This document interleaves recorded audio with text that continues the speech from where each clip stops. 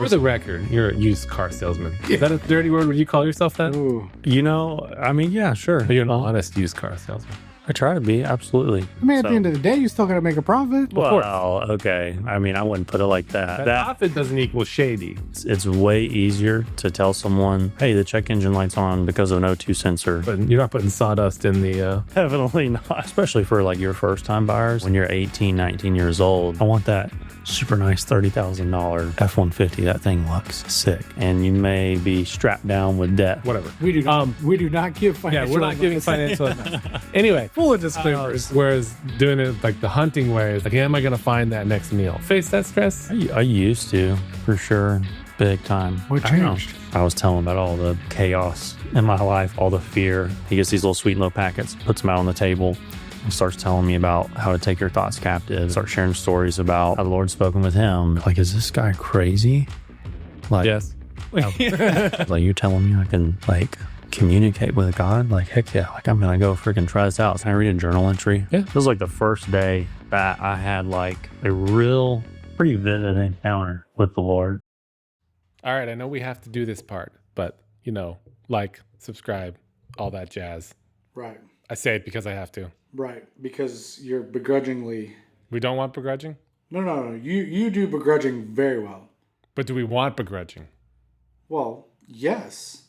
All right, guys, I hate to have to do this. I really hate to have to do this. Oh, yeah. But my producer is back there saying I have to ask you guys Do sirs. to like and subscribe. Maybe share, maybe comment if you're feeling really zesty. Anyway, on with the episode. I'm good with using that.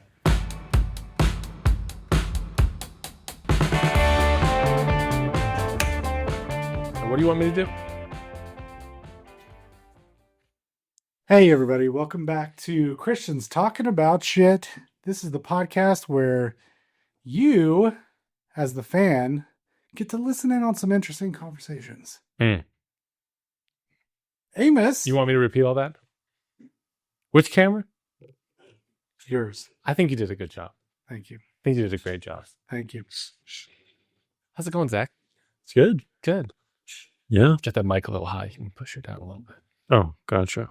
Yeah, there you go. And that's straight. Sweet. Yeah, we want the feng shui on camera. Okay. There we go. Now you saw this fancy stuff here. It's all right. Oh, I like the hat, Ben. Hey. Dang. It's dang. Yes, sir. My wife Sir. doesn't like hats on the podcast. She's like, I can't see their eyes. Oh, he's got good lighting, so Gotta love it. yeah. Amos always making me look good. I try to make this end look good. You look good by just happenstance. I'll take that compliment. I never checked your focus.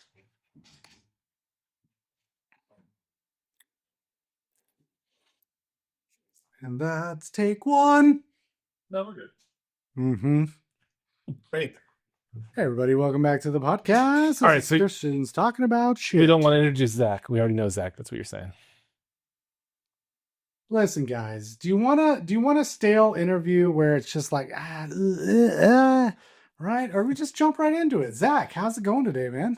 I'm great, man. I'm super excited to be here. Thanks. So I'm a big fan. I might be y'all's biggest fan, actually. So why are you excited to be here? I love it. I absolutely love it.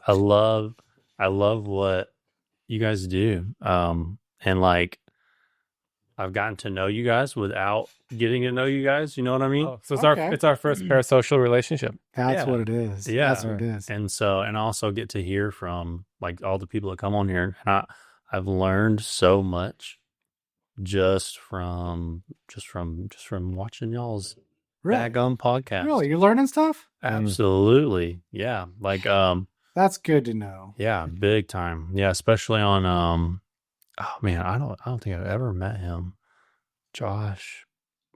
Josh Evans? Evans. I think that's it. Yeah. Yeah. His are really good too. Like I've never met that guy, but man, I've learned a lot from him just Yeah. because of y'all's podcast. Well, he sits on the other side of the church.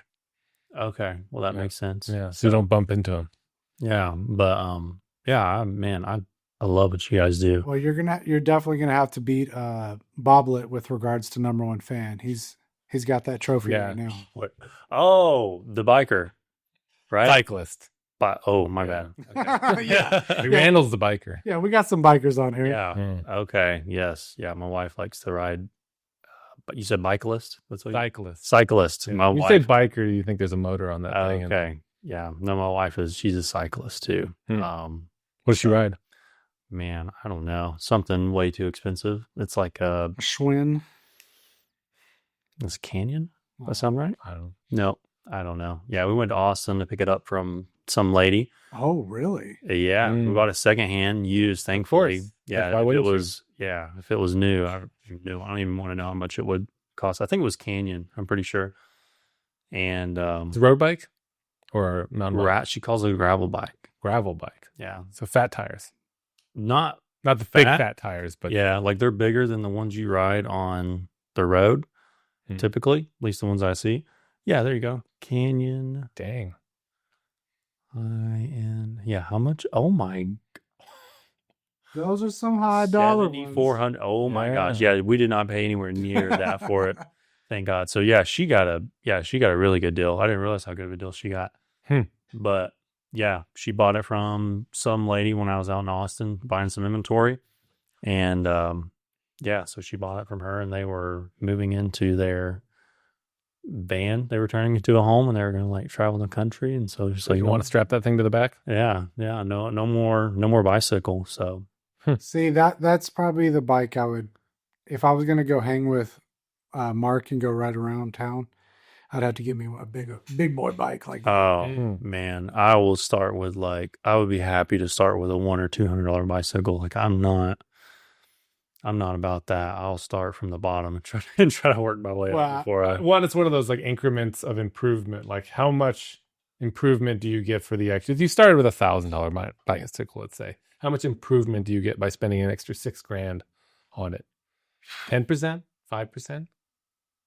Because that's true with like film equipment and microphones too. It's like the amount of improvement you get out of a $100 microphone versus $1,000 microphone is probably 5%. You gotta get really myopic and specific about the sounds you're going for, and because even these, you can get a Rode Pod mic for $100 retail, and that's a phenomenal microphone. You see it on like the biggest podcasts. Could the same be said for vehicles? Like Is that a leading question? Yeah. Well, that's on paper. Like that margin. On paper, no. So on paper, book value is book value, no matter what. So like a 2019. Well, I'm talking use value, not monetary value. Yeah. Yeah. So like, for instance, and this is where people will get upset about trade-in values and stuff all the time, right? Because let's say you got John Smith who has a 2019 F-150 and he's spent $15,000 on lift kit, wheels and tires, transmission, all that. And he's like, oh, well, I bought this truck for $20,000 and I spent $15,000 on it. Give me So I've got like, got a bunch of money in this thing, but you pull the book on it and trade-ins like 15 to 18 or something. And they're like, oh, what? Yeah, aftermarket components add nothing. Yeah, and so. The only place where that may not be true would be with like classic cars, but then that's on that's not really a market value or like a book value thing. Yeah, cars. Yeah, but I will say, like when you do a leveling kit and tires, it doesn't change anything on the book value, but what it does is it definitely increases the chances of selling it. Mm. And let's say the book value of it's like $20,000, but you do, lift kit, wheels and tires, you might put up for 25,000 and people will be like, oh yeah, it looks like it's $25,000, Yeah. But not the 18 or 15 that he put in. Right. Yeah. So I will say on paper, it doesn't add value, but to the consumer who's buying it, it does add some value to them. Well, I think back to Amos's point though, like the equipment he's referring to, you're talking about different models, right? It's still a microphone at the end I'm of the day. talking about use value. So like take it this way. How much more value do you get out of a Bentley versus a Corolla? Right. Oh, okay. Like, yeah. Yeah. At the end of the day, like what's the value exchange? Yeah. Okay. Toyota versus Lexus. That's an easier comparison. Not Bentley versus. Well, we were comparing $100 microphones to $1,000 microphones. Okay, true. I mean, you can get some $8,000, you can get Apples some and $30,000 microphones if you want. If there's some nice vintage ones. Holy cow. I guess is it worth it going if you're already in the market to go ahead and get the luxury? I mean, is it going to be even valued? I mean, obviously the value will be higher, but is it going to be worth it in the end? Is that what you're getting at? If I'm from a use standpoint, Yeah. with the equipment, like say the microphone, like after all the post processing and now the AI tools that you can throw on top of stuff to clean up audio, like what are you really gaining Right. for something that nobody even sees Right. with a microphone? Now you're seeing them here. I mean, in part, these are props because they look nicer on camera than they're not props. They work. Oh, God. I was like, He's wait a looking minute. at it I was like, like, wait a minute. Wait a minute. Does this even work? No, they work. And these are like, they're Neumanns. They're not cheap mics. And I got a really good deal on them. Like I paid almost a 25% of retail for them, Okay. but they're Yeah. overpriced on retail, in my opinion. Yeah. But we could have got $100 microphones that I could have paid $60 a piece for, and probably nobody would ever notice listening to the podcast. I would almost say and correct me if I'm wrong, the exact opposite would almost be true, because maintaining a higher value vehicle would be more expensive than just buying a beater. So the use value, Yeah, maintenance. yeah, Yeah, the Sure. use, but the use value at the end of the day, I don't think that would. it depends on whether you're a point A to B or a point A to B person, or you like the journey. Yeah. Lots of variables there. Get us in a So car. for the record, you're a used car salesman. Yeah. Is that a dirty word? Would you call yourself that? Ooh. You know, I mean, yeah, sure. I'll call myself a used car salesman. Are you an Well, honest used car salesman? I try to be. Absolutely. Yeah, for sure. I mean, at the end of the day, you still got to make a profit. course. Well, okay. I mean, I wouldn't put it like that. That doesn't You know, the that- profit doesn't equal shady. Like Yeah. No, but yeah, True, at true. the end of the day, yeah, 100%. Yeah. I mean, if I know like something's wrong with the vehicle, just tell somebody. Like it's way easier to tell someone like, hey, the check engine light's on because of an O2 sensor, instead of, let's say, I were to clear the code and let them drive off, and then Yeah. they call me a day or two later. Hey, this check engine light came on. Like, what's the point in that? Like, it's and not at good the- for your reputation. Yeah, and at the end of the day, like, it's like an O2 sensor. It's not a big deal, Well, It's- generally, wouldn't you swap that out though? Like if you were, yeah. Most of the time I do. I'm just using that as like an example. But like you're not putting sawdust in the. Where did they used to put sawdust? transmissions. Yeah. No, definitely not. I don't think that would work in today's transmissions. Definitely, yeah, probably not. But no, yeah, it's Would that do you to stop leaks? I'd make it drive smoother for a brief period of time, right? okay. So from what I've been told, the idea behind that is to help make up the additional space of worn out clutches. Oh, Yeah. And so basically the clutches, the material in the clutches wears down over time. And if you put, in this scenario, Like fine Fine sawdust. Yeah. Yeah. You put like a sawdust in the transmission, it'll go in there and Fill those make up that gaps. extra slack in between the clutches and Swells help up and gets help the gauges, grippy. help the clutches engage. Hmm. So that's what I've been told. That's what I've been told the theology is behind it. I've never heard of anyone actually doing it and it working. I think it was something that worked more with like power glides and Maybe. older automatics and stuff, not so Maybe. much with Yeah. And I've heard stories of, and not manuals because manuals are dry clutches. and I've heard In older stories of, I've heard stories of people removing like the intake on vehicles and putting like sandbags underneath the intake to quieten down like the knocking noise from the engine. I've heard of that one too. But without blocking the intake, because obviously Yeah, it they wouldn't would, run. so they would remove the intake, and then you have like your valley pan beneath the Oh. intake. So there's like a space there on most V8, V6 engines. Mhm. There's like a little space there. So they would remove the intake, put the sandbags underneath there to try and quiet down the noise. Yeah, there's definitely some shady used car salesmen there. That's so Heck yeah. crazy. Almost getting mad about it, and I'm one. Mm. But Well, Yeah. I think that's. I mean, that's almost like a righteous anger of other people in your field. oh, Like, heck yeah. why man. would y'all even consider that? Yeah. Heck yeah. Mm. Because it's That's for sure. I mean, man, I bet if you were to take a list of the 5 people that you trust the least, like a used car salesman would like probably be on that top 5 list, you know? And so that, yeah, there's definitely a huge like trust piece, like you have to always overcome. I don't trust dealerships either, though. Yeah, for sure. I mean, because there's so many gray areas that you can operate in, and like it's so easy to let everything just like it can go sideways so quick, like so quick in that business. So, how do you mean?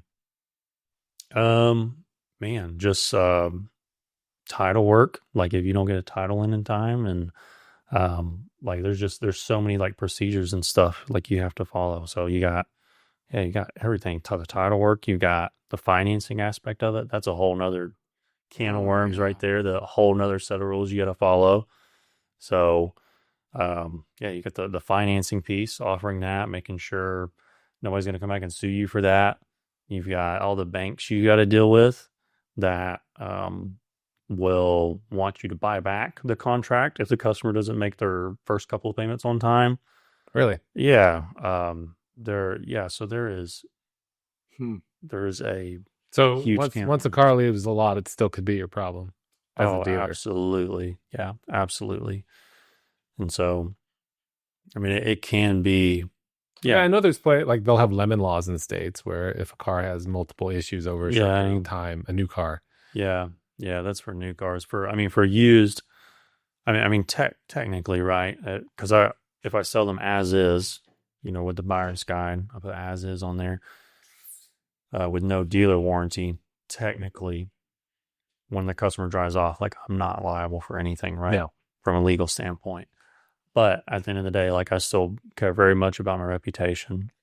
And so I'm still like, if something happens within like the first like 30 days or something, a lot of times, like I will definitely help out the customer, like a lot of times.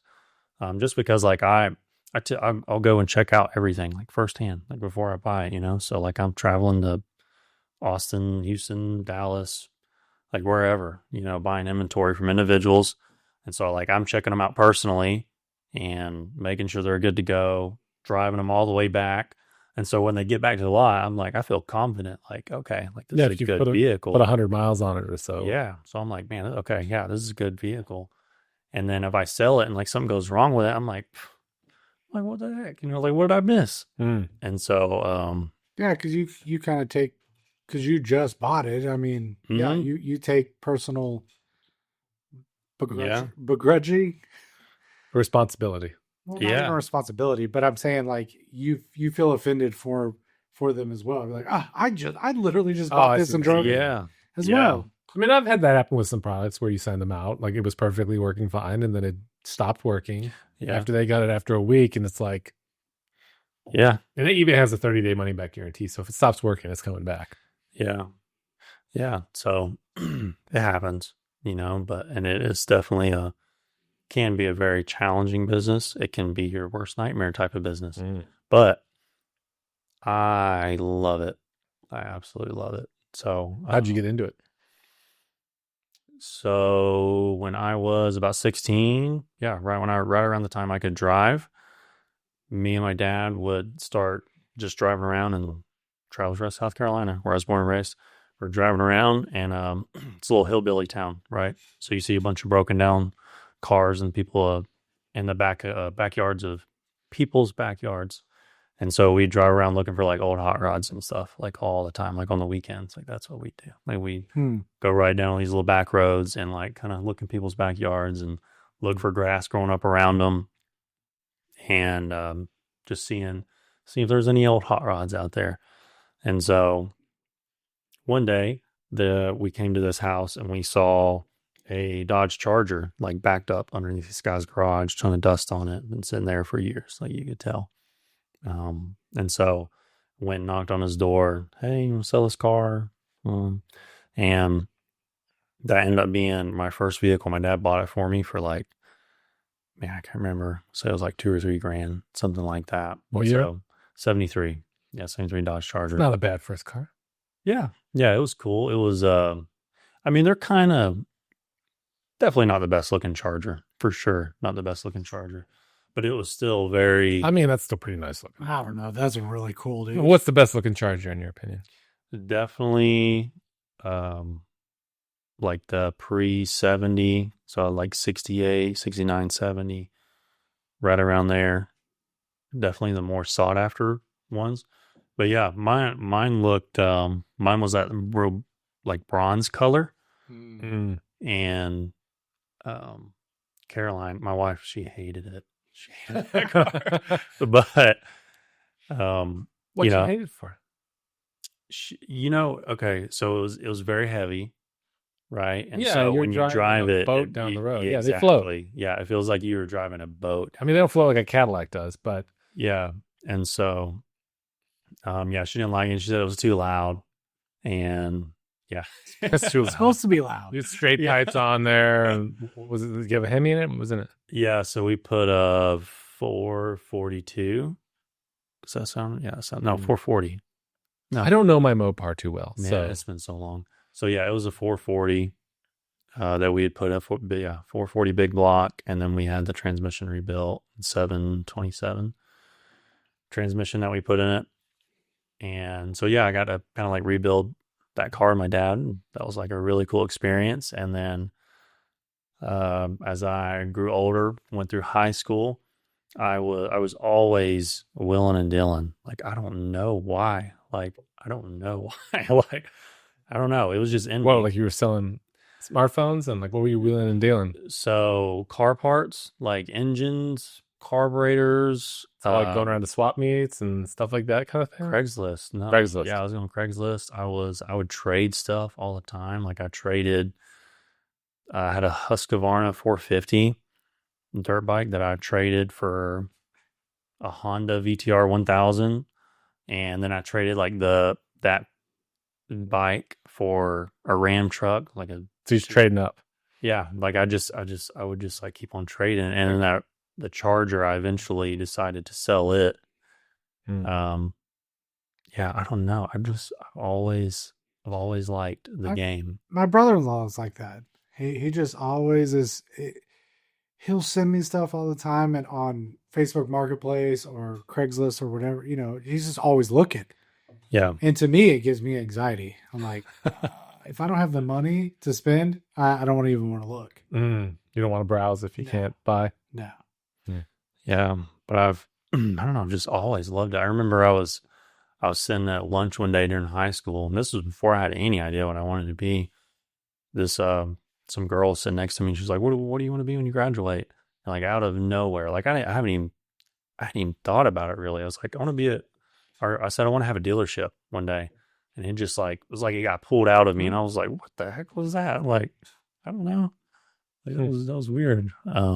So but yeah, I don't know. It's just like So what is like that you love about it? Is it it's all one big game, basically. Like it is a never ending, never changing, like always challenging game. Like the target's always different. It's always moving. so is it like the hunt, or is it like yeah, where do you find more excitement, on the buying end or the selling end? the buying for sure. Okay, so it's the hunt. Yeah. And finding the buying. deal. Yeah, the buying is definitely way more fun than the selling. The selling part is almost easy. Like that part's easy. Like it's kind of easy to like sell a vehicle and line all that up and obtain the financing and all that. It's like making sure you get the right deal at the right price. Like really that's where the strategy is how you're getting your inventory, what kind of inventory you're getting, what price are you paying for it. Really like that's where it lies. And so that for me, that's the fun part. Why don't there's also the skill set of like, when you're the person who knows how to find the deal, whether it's a deal or not, whether there's problems, the right price points. Like, Yeah. You have a skill set that not many people have. Yeah. Yeah. So it's a lot of fun, and also getting to like travel on the road a lot it can definitely be too much, but like this summer, we traveled all over the place, and I took my family with me, and it's just, I love it. Like what else? Like what else? Like could I do? And live a comfortable life. I can say comfortable. There's a lot of stress involved, right? But live in a nice home and just like enjoy life, and at the same time be able to set my own schedule and spend time with my family when I want to. So it's like, man, like what else could I do? Like, no, I don't know what else I could do and enjoy what I do as much as I do right now. So yeah, I do. I really love it. What is the furthest distance you've traveled to obtain a vehicle? Little town north of Nashville, Tennessee. That's a ways. Yeah, I don't even remember the name. But yeah, some little town north of Nashville. The guy he actually lived in Kansas. And so I'm actually driving it right now. I went there like 2 weeks ago. Sounds right. Yeah. I think it was 2 weeks ago. A special car? Like what was No, okay, so I got two vehicles there. And so there was mainly this F-250 out there that I had to have. And it was a 2014 F-250. It was a Lariat diesel 6.7 4-wheel drive. It had like 140,000 miles on it, and I could sell it at like 32 grand, and seemed to be in really good shape. And so those kind of trucks and that price range, like with that miles, that year, that motor, like everything about the truck was just like everybody wants it. Like this is a bullseye. So yeah, I traveled for that one because it's like, for my clientele, like it's almost impossible for them to say no to something like that. So I definitely made the travel for that one. And while I was out there, after that truck checked out and I bought it, I saw this Lexus GX 460. Yeah, Lexus GX 460. And he was up in Kansas, and he was like, yeah, I'll meet you like 30 minutes north of Nashville. So he drove like 30 minutes, and I probably drove another 30 minutes or so, and we met a little bit north of Nashville. Yeah. So yeah, recently that's the furthest I've gone to get a vehicle back. And it was fun. Like I took my wife and kids with me. Yeah. She adopted a dog while we were there. a giant 75-pound golden doodle. Oh my. Was that planned? She saw it, but it was like I think she had saw it on Facebook. She saw it on Facebook before we went out there. And, she had it all planned. Now I remember correctly. So yeah, she had it all planned before I went out there and all that good stuff. But yeah, Well, it sounds like both of y'all like to hunt. Yeah. So yeah, you're right. She does like to hunt. Just like me. That's weird. Just not the Charger. Yeah, just not the Charger. What's her preferred vehicle? like have you gotten Oh, that sigh. Well, I can imagine as an owner and seller of vehicles, like your wife eventually is like, hey honey, if you find this, this is what I want. Yeah. No, she like, and this is completely my fault.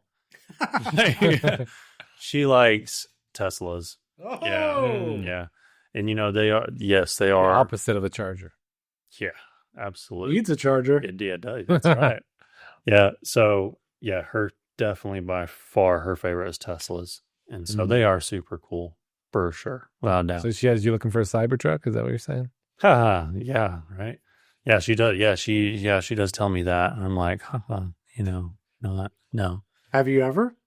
What? Purchased and sold a Tesla. Tesla? Tesla, yeah. Oh yeah. She has. She's had. Okay.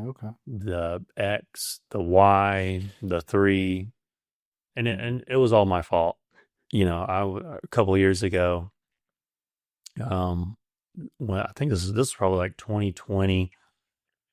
So the Tesla rage was still like, it's like pretty new, at least for our region, East Texas. And so I saw this Model 3 going through auction, and I think we had just sold her Suburban, I think. And up to that point, like we had always drove just pretty ratty stuff, like old Suburban was a bunch of miles. And my mechanical background, like I would fix them up and they would just run forever. So they all had like, that's the last Suburban we had. When you can fix them, then why drive the good inventory? Sell yeah. it. Yeah. So I think the last Suburban she had that we got rid of, it had like, man, well over 250,000 miles. And so, anyways, for whatever reason, I guess just being young and dumb, I went out and bought a Tesla. It was like a 20, I don't even remember, a fairly new Tesla Model 3. And so that's like the small car. And I didn't tell her anything about it. I just rolled up in the driveway one day, and you can change the horn sounds on it, and I changed it to, I think it's like a old car horn, like the ooga ooga, And so I just pulled up in the driveway one day, or no, it was the Dukes and Hazard horn. Da-da-dun-dun-dun-dun-dun-dun-dun. You know that one? Yeah. I changed the horn to that, and I just pulled up in the driveway one day and hit that horn button. Yeah, I think it was a button on the screen. I can't remember. It doesn't. No, it does have an actual horn. My bad. It has an actual horn in Yeah. the middle. Right? It's Yeah, not yeah. a button on the screen. Yeah. That would be Tesla to do that. Yeah. Like, you have to search through the menus to find the horn. Yeah, it would. So, but yeah, I just pulled up in the driveway one day, and she comes out and was like, "What is this?" Like, "Well, it's your car. Here you go." To put a big And- bow on it. No, I didn't. But yeah, that was a mistake, because that led her into like, oh my gosh, I love Teslas. And then, yeah, we've gotten a Model X, and then now she has a Model Y, and she's had that one for years. So we'll probably just keep that one.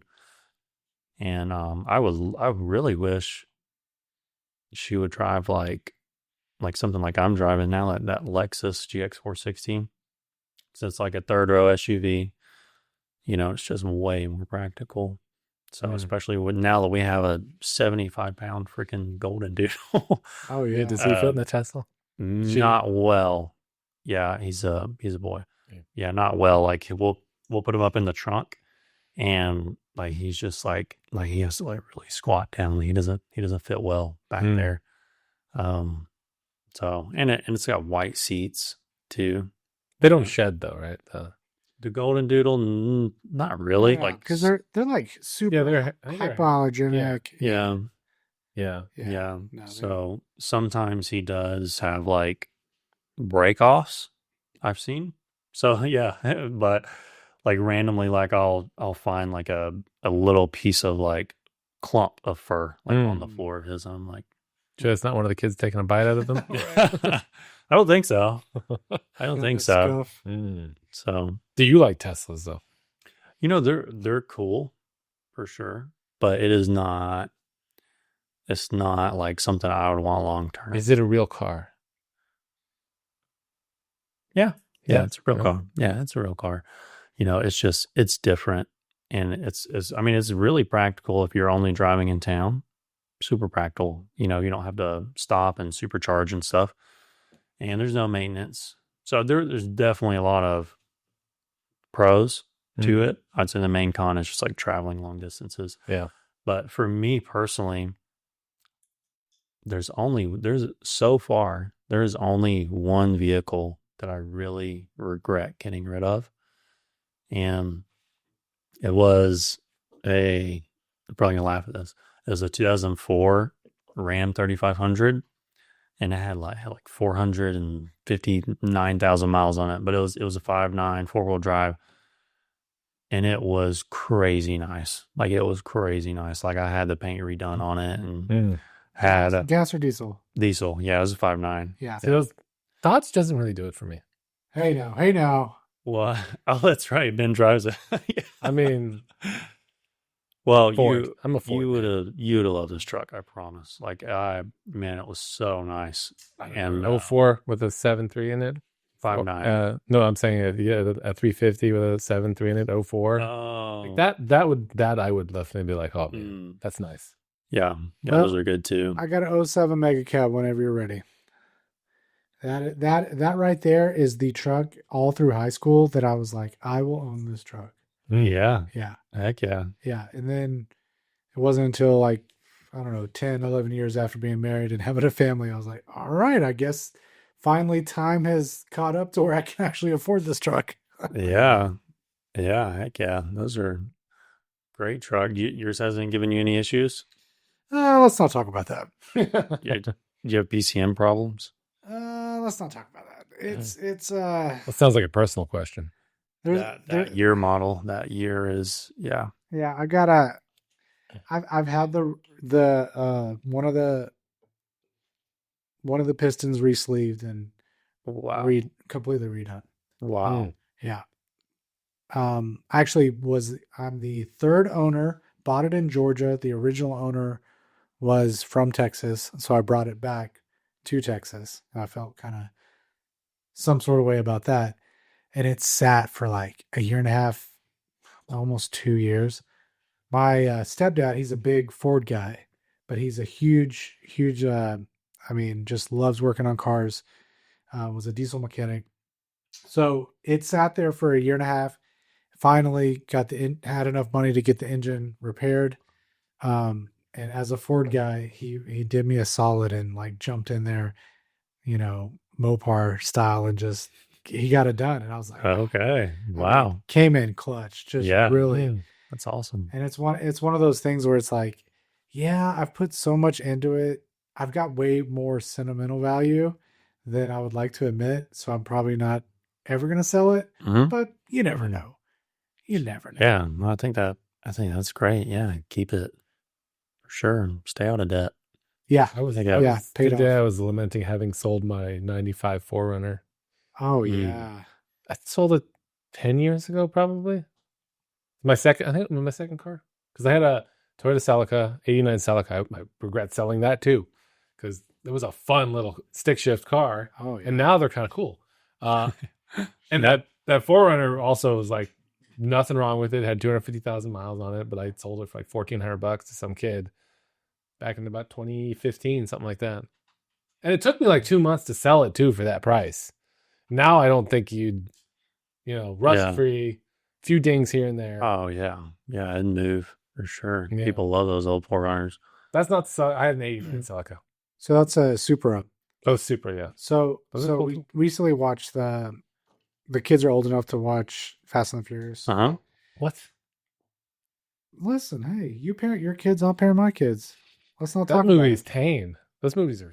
I mean, they're from a violence standpoint. There's some lewdness, maybe you'd call it that. So anyway, and now, of course, my oldest, she's 16, got her permit. She's learning. She wants a Supra, and I'm like, baby, oh my gosh, that is going to be so hard to find. Best I can do is a Camry. Yeah, really. Yeah, you look up that red one on eBay, it's going to be like $200,000. My nephew went and bought a 96 Camry with 110,000 miles on it. And then put like $6,000 or something into it, like just cherrying it out. He's like, I want to drive this car forever. I'm like, cool. Yeah, Camry. $6,000? Yeah. What do you spend $6,000 on? I don't know. I think I could be wrong. I think he said he has 8 in it by the time he was done. Wow.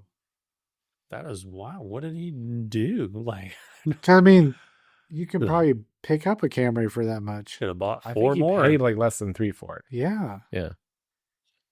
Good little. I don't know. Though. Like he wants to drive it forever, I guess. Okay. Sweet. Yeah, I've never heard of a 96 Camry with 110,000 miles on it though. Yeah, that's pretty darn low. Yeah, that is. Well, I was over there getting some work done with Zach, and I was telling him about the guy. I think it was a Fort Worth dealership that bought the $1 million Toyota just to put in the showroom. Yeah.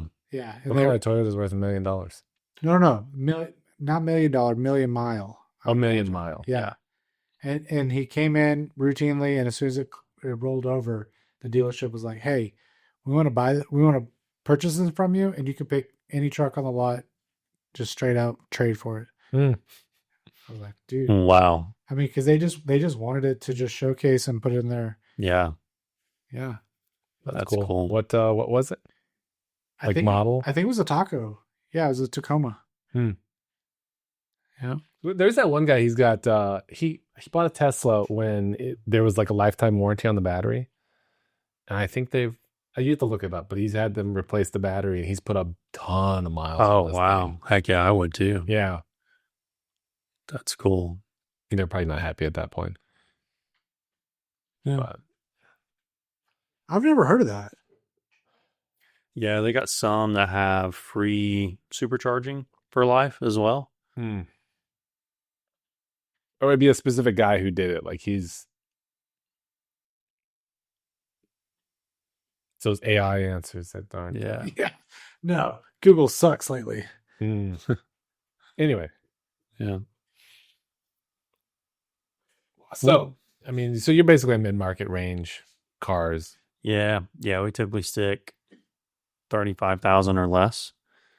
And, we really get all types of clientele. But at the end of the day, I'd say the majority of our clientele is people with bad credit, no credit, that kind of stuff. So we gotta kind of cater to the crowd.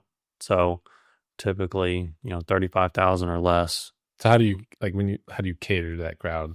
Basically just offering them. Donuts. There you go. Yeah. Used car dealer sells donuts. That doesn't improve you. That doesn't improve your credit. So basically what that looks like on a day-to-day basis is making sure we have quality inventory that they can afford and be able to offer financing for that too. So typically I would say that normally will fall under like the 18,000 or less price range. And so, yeah, basically it looks like someone who, I'll just whim off a scenario right quick. Someone that works in one of the local factories in town, gets divorced or, loses their job because they got into a car accident or something like that. Someone who's, in a difficult credit situation a lot of times, or someone who's just starting out credit, 18-year-old. Hey, I've been working at, XOXO Lone Star with Josh, for however, or Pilgrim's Pride, whatever. And so just someone who's trying to get back up on their feet or on their feet, a lot of times offering something to them that they can afford at, let's say 1,000 down and 300 or 400 a month, something like that. And just kind of help them get their foot in the door where they can build credit if they want to. So yeah. And I would say really the main thing is just making sure we have the inventory there that's in good shape in that price range. So that's the start of what that catering looks like. So yeah, Chef Zach right here. Yeah. Well, there you go. Well, at least you know who your demographic is. Oh yeah, for sure. And it's a lot of fun to get those, $35,000 F-250s and Tundras and all that stuff. That's really fun. But at the end of the day, we probably sell way more of those, $10,000 to $15,000 SUVs and cars and trucks in that price range. Just because it's at the end of the day, like I really impress myself with how nice of inventory we get in that price range. Like we get some really nice vehicles that will last people like a long time, like in that price range. Even if they take care of it. Yeah, even 10,000 or less. Like, man, we get some really nice stuff in. I mean, you got a website, you're online, you're selling, wheeling, dealing that way, right? In this modern economy. Yep. What do you think, like the furthest someone is driven to come purchase a car from? Yeah, that's been Canadians coming down. Alaska. I mean, get rust-free cars. Alaska. Yeah. Okay. Yeah, I did have someone from Alaska one time. I was going to say South Dakota, but after you said Canada, I was like, wait. Yeah. So yeah, I actually had some people from Alaska one time come down to buy a Honda CR-V. Wow. Crazy. Yeah. And then I've even had people from South. Rust is bad. Or how rust is in Alaska. How heavily they salt the roads. But I know. Right? You go to Minnesota. You go to Minnesota, it's terrible. North Dakota. Yeah. South Dakota had that. So I remember I had a guy drive down from South Dakota to trade in a really high-end Subaru WRX on a Ram Rebel we had. So yeah, but Alaska is definitely the furthest away for sure. Wow. I don't even know how. I mean, can you drive to Alaska? Is that a dumb question? Yeah. You can drive to Alaska? Yeah. Oh yeah. Okay. Not without going through Canada. Okay. Wow. Well, yeah, no, you do have to go through Canada. There I might be a mean, So you ferry. need. There might be a ferry from from Washington to Alaska. Very, very long ferry. No, I don't think so. Yeah, I think you at least need a passport because you got to go through Canada. Hmm. But I used to work with a guy that he would work his his 9 to 5 with us, and then on the weekends he would drive with his son. He would fly down here, buy cars, and drive them back up to Michigan and sell them because of the whole rust Yeah. issue. And I was like, really? It's worth it? It's worth it? He's like, oh yeah. Yeah. Yeah.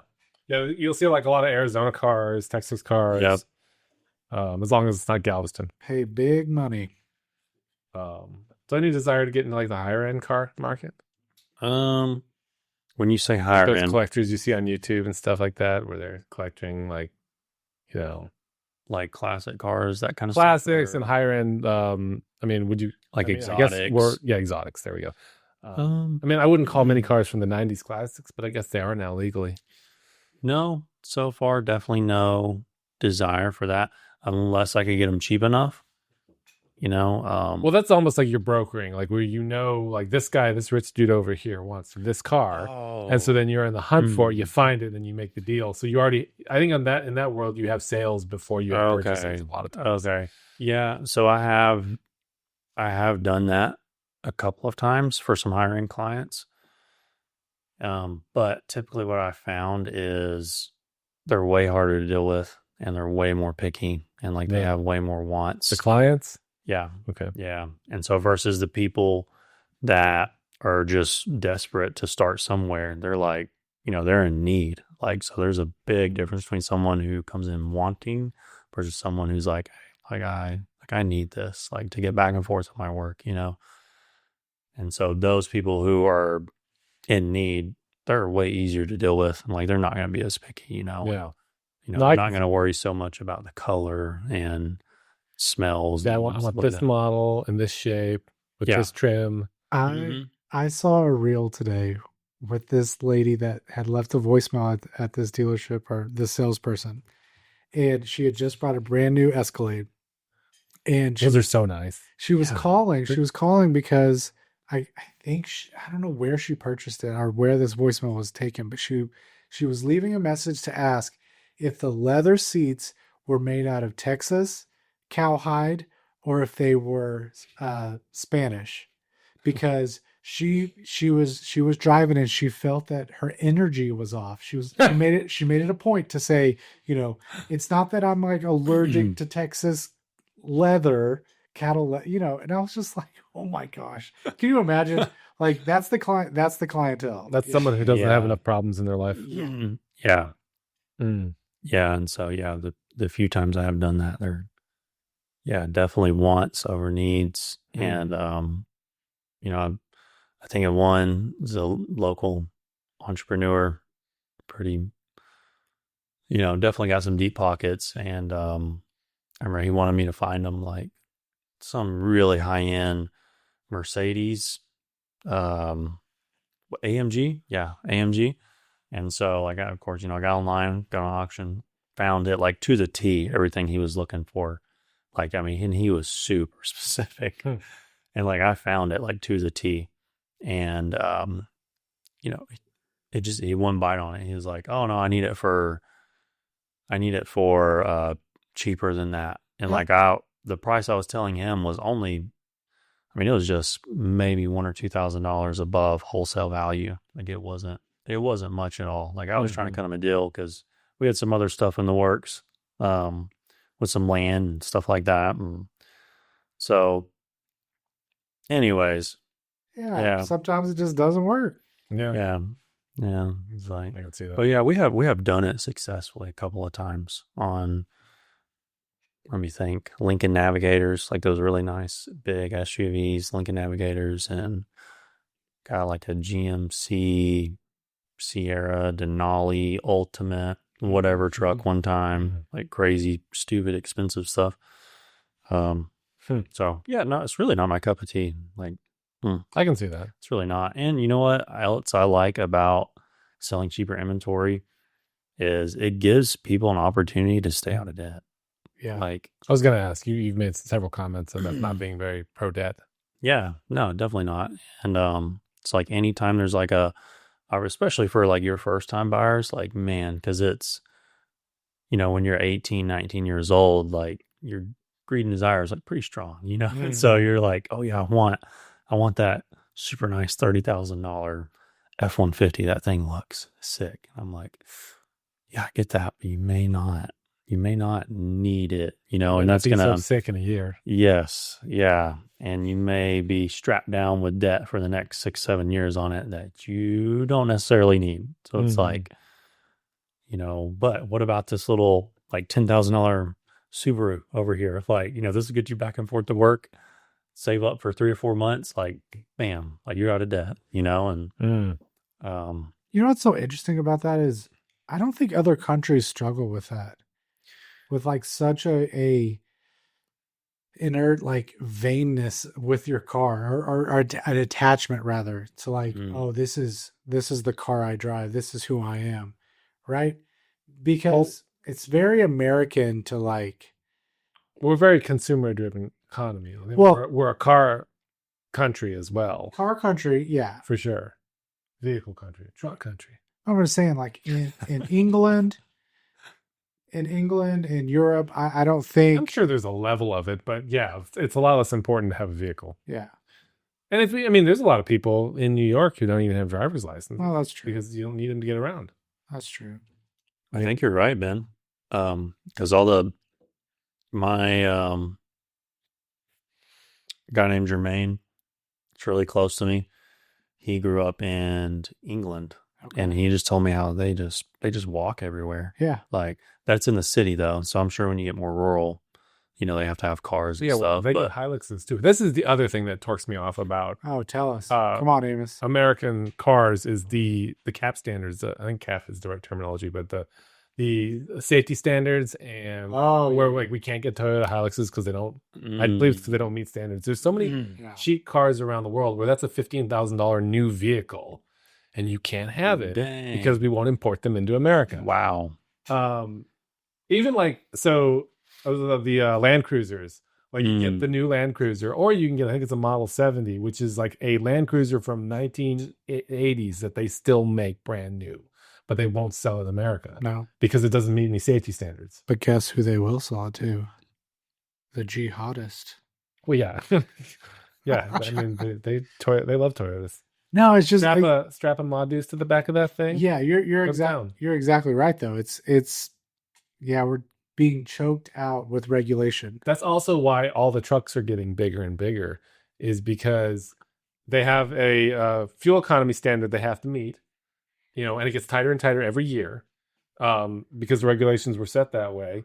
And so the only way to get past that is to make the truck bigger and bigger, because the bigger the truck, you can justify keeping the same gas mileage you had the year before, whereas otherwise you have to improve the gas mileage or make the vehicle bigger. And that's why everything's got this is what's been explained to me, why everything's gotten so massive, and you can't get a small Ranger or S10 anymore. They don't exist. They can't get that Maverick, but even that's almost the size of what an F-150 was 30 years ago. Yeah. The Tacoma's way bigger now too. Yeah. So that makes total sense. So with the desire to make fuel economies better, they made everything stay the same and worse because everything has to get bigger. And now we're all driving around these massive, battering rams. If you're in a tiny car and you get hit by an F-350, like, it's over. Yeah.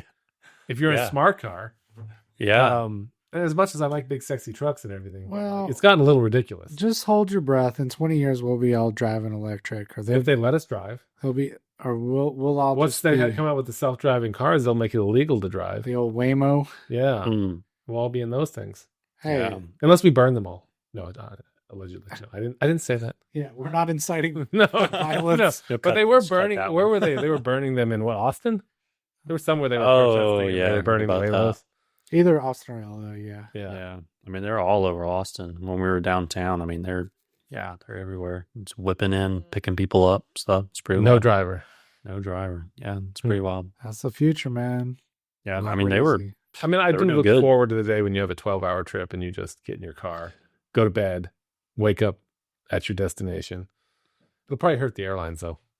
I would much rather go ahead and like let's beef up like maybe the rail system, and then you can drive your car into a boxcar and just like chill, and then transport it that way. Like that would be sweet. You want like Elon's tube system is what you want? Yeah, let's Tony? get some mag trains going on. Yeah. Yeah, it's I don't gonna be know, like the movie iRobot one of these days, huh? Oh, there we go. Yeah, or it was Total Recall. I think had some self-driving cars. What was the Tom Cruise one? Minority Report. Yeah, that one. Yeah. Those had some Yeah. cool cars. I mean, Driving sideways. we're vertical. living in the future. It seems like every month it is, especially with, once again, bringing up AI on the pod. You brought it up. It's just, no, I am bringing it up. But it's like every month it's like, whoa, Yeah. Mm-hmm. this is wild. Yep. It is. If it can get to the point where it's implementable, which is hard to see it not getting there, but there is a bubble as well. It's just, will the bubble fill out or will it burst? Yeah, I'm wondering if they'll implement AI into trading like a lot more, like stocks and stuff as well. Like I'm wondering, I'm just waiting for AI to be like making people like millions of dollars like trading. Maybe. I don't know. It's hard. It's such an the market's so unpredictable. Like, I think they've done better with monkeys trading than they have with people trading. Like, seriously, because it's so random. Like, nobody really knows. So I don't know. I mean, unless AI can spot market trends beforehand, really where you would gain is in speed. So like, if you can trade a half second faster, Right. you can gain over time. And that's where like the AI may have an advantage. But yeah, I don't. It's like you're predicting, like, hey, let's say this stock's gonna. You predict Nvidia is gonna go up, and then it, if you got on that bandwagon before it happened, then it jumps, and you gain, and then Nvidia went up because of all the AI stuff, ironically. Or you have meme stocks like the GameStop thing that happened in 2021, where they just drove. A group of people drove it up to. You see that movie? I never watched it. No, That was a pretty good movie. the Paul Dano ones. I don't think I watched it. Yeah. Yeah, I was telling the whole story about the guys who, I just remember sitting there going, like, maybe I should buy some GameStop, and I didn't. well, you know that what happened? Robinhood trading app froze. Yeah, they froze it. Yeah. Yeah. Ooh. You're on Robinhood. Yeah, Ooh. yeah. Well, because a bunch of Wall Street guys were shorting GameStop, and shorting is where you basically you buy options on something going down or failing. Mm. So you're planning on GameStop going way down. You're gonna make money on that. Shorting, it works by it's you purchase, you buy something, you sell it immediately, and then you buy it back in the future when it's cheaper and give it back to the other person. That's how shorting works. Yeah. And then anyway, I'm not, whatever. We do not give financial Yeah, we're not giving advice. financial advice. Anyway, Full of disclaimers. so yeah, a bunch of guys, Wall Street people were shorting it, hedge funds, and then a bunch of people on Reddit, 4chan, somewhere like that, decided that they were going to pump it, and so they all just started buying it. It went up to like $300 and something, and then it held. And then they tried to do the same thing with AMC. I don't think it quite held the same.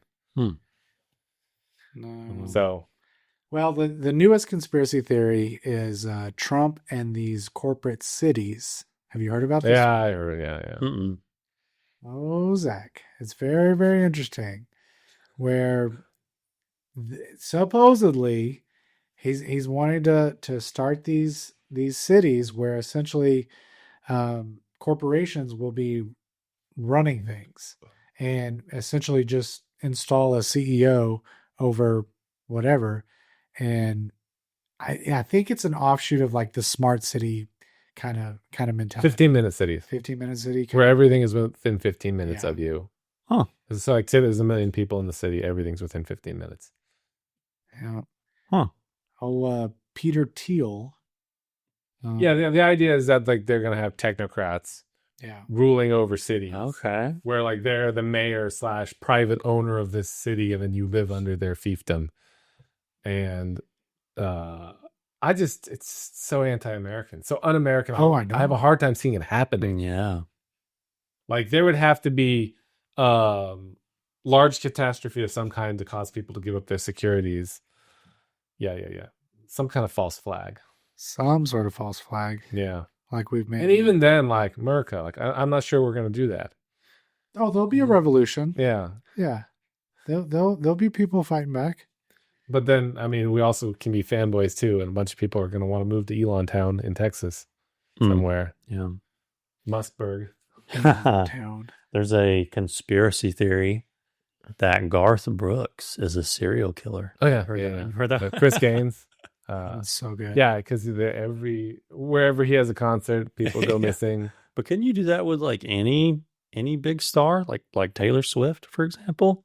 I don't know. Like surely, like some people go missing all the time. Well, I think the reason that particular conspiracy theory got so big was a very popular comedian podcast. Yeah. Kind of rallied their people, and they started just, "Where are the bodies, G?" They were in the comments. Just, I mean, Saying fan bases can be rabid. it was hilarious, and every week they would give an update, like, "Oh," and I mean, it got to. I mean, it's been a couple of years since this has happened, and they've offered to have him on the show and like kind of squash the beef because he quit doing appearances and stuff because they were all this comedy podcast. Man. Yeah, That's rough. Wild. Yeah. But hey, power of the people. You know what? We shouldn't be putting celebrities up on such high pedestals anyway. Since we're talking about current events, how do we feel about Taylor Swift getting engaged? Oh, why are we putting it on the news? What's going on? Like, why do we care? I mean, Come on, Zach, I don't tell know. us. Why should we guess care? it's like America's sweetheart or something, I guess. Is that what it is? I think. She's our mean, princess. She's like our you Princess know, Di, I guess. Yeah, I don't know. I mean, she's definitely a great artist, right? But Well, I mean, that's debatable. know. But there are easy. there are a couple songs of hers on. We my don't playlist. want the T Swift fans coming after us. I'd love it if they came after us. Come on, do it. That means they'd be aware of us. Okay. I will say if you look into it a little further, just with regards to her concerts, there's a little bit of demonology and all kinds of like weird stuff in that. And as a father with daughters, we do not listen to Taylor Swift over the house. I mean, it's just honest, I guess. Where is that not present in entertainment in general? Oh, I think a lot of musicians, like what's percentage of it is there by happenstance because you're just doing the thing, or some designer shoved it in there? Because every singer, songwriter, whatever, entertainer isn't in full control over the design in the background. They don't micromanage that much. You can't. I think there's levels. There's levels to it. Well, they know who is designing it, and they're talking to them to get their vision for it. But like, how do you know that person's not inserting in there, and how do you know they're not just inserting it in there because they think it's cool? Like the whole Sam Smith thing. Like, is that done just for publicity and to cause a ruckus, or is there like legitimate Satan worship? Listen, now you're getting into Illuminati potential. I mean, I don't know. Have you guys seen the Demon K-pop Hunter on Netflix? The kids show? Oh, it's number 2 most viewed on Netflix right now. I haven't been on K-pop Demon. I haven't been on Netflix for a while. Yeah, that's pretty wild. Like how they depict the head demon speaking to like the main character. I don't remember her name. I think her name is Remy. She's like the lead singer of the band. Okay. Like how they depict like shame. They even talk about shame and guilt, and like it was, it was pretty wild. watching it. Oh, I have not seen this. What? Yeah, it was pretty wild K-pop demon hunters. how they depicted demons and how they influence the people of the city. Like, Oh, really? They're just out there just telling all the secrets now. yeah, it was pretty wild. And there was this so the girls that you see, their job was to protect the city by their song, right? Oh. And they like created like this special barrier over the city. And then the boy band that came up, they were demons, like in disguise. It was this boy band. And so they would sing and get everyone to love them and like sort of like worship them. And when they worshiped the boy band, it was like giving them like power, basically, and it was like breaking the shield.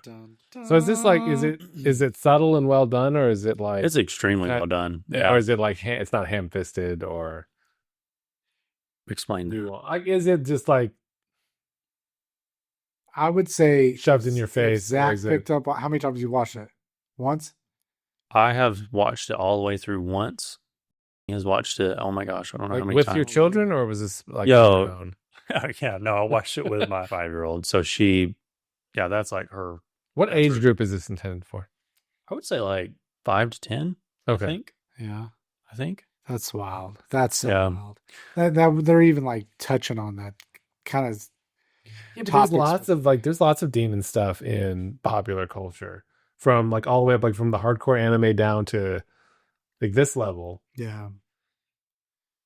Well, you know, And it seems like more recently, like they've been leaning more toward depicting the demons as evil rather than like in between or good guys. Like, because for a while there, you had like, you know, the anti-heroes and the, you know, every bad guy you have to be able to sympathize with in some way, or they're not really bad, they're just misunderstood.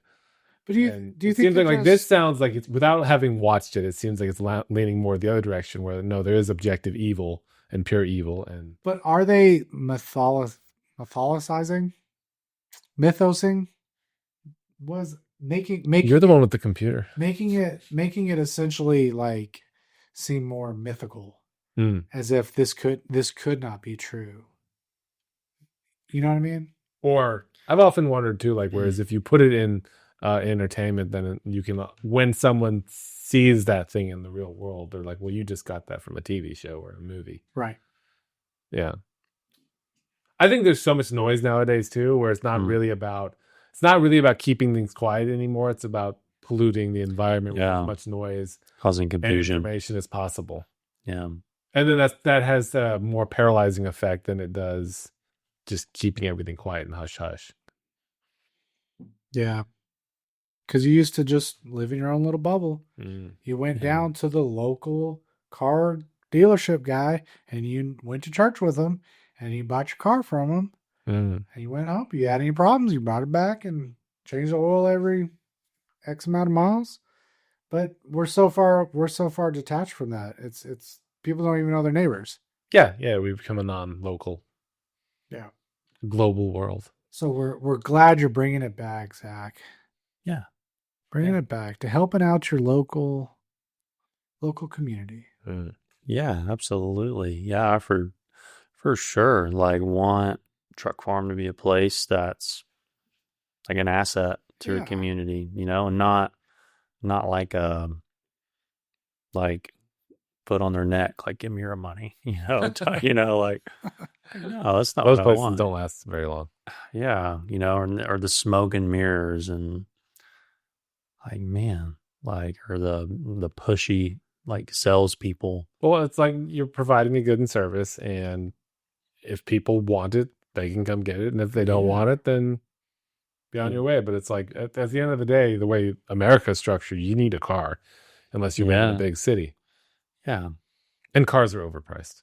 I'm sorry. Like, I don't know that if I will ever buy a brand new car unless I just have so much expendable income that it doesn't matter. It's more convenient to go buy the car from the dealership than to find one used. It's 2 years old, because they lose half their value in 2 years. Yeah, for sure. Like, why would you buy a 2025 when you can get a 2023 for half the price? Yeah.